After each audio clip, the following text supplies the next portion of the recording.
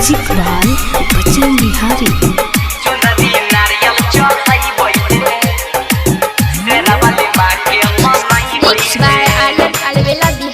हाँ हाँ चला है सैया माँ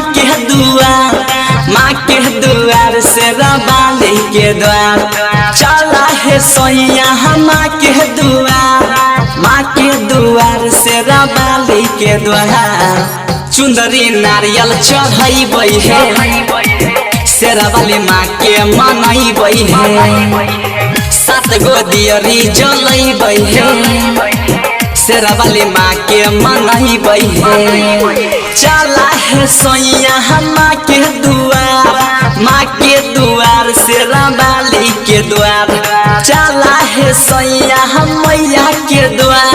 मैया के द्वार शेरावाली के द्वार।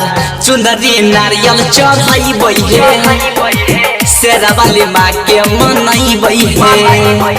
7 गो दियरी जलैबै है चुंदरी नारियल चढ़ैबै है। चुंदरी नारियल चढ़ैबै है। अभी आप सुन रहे हैं चंडी माई की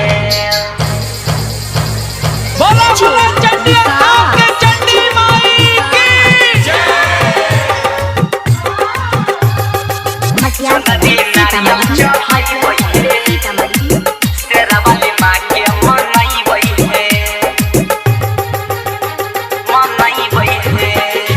बागवाली माँ दुर्गा के महिमा महान छै। ओकरे कृपा से हमारा अभियो 2 गो संतान छै। मन के मुराद करै छै पूरा एकर कोई नहीं करै अधूरा। जय माता दी के करा जय जयकार, करा जय जयकार, हाँ करा जय जयकार।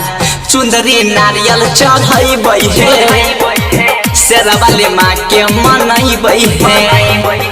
7 गो दियरी जलैबै है चुंदरी नारियल चढ़ैबै है।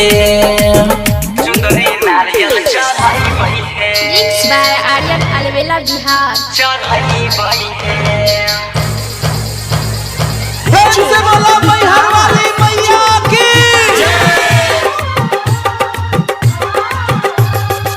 चुंदरी नारियल चढ़ैबै है शेरावाली माँ के मनैबै है।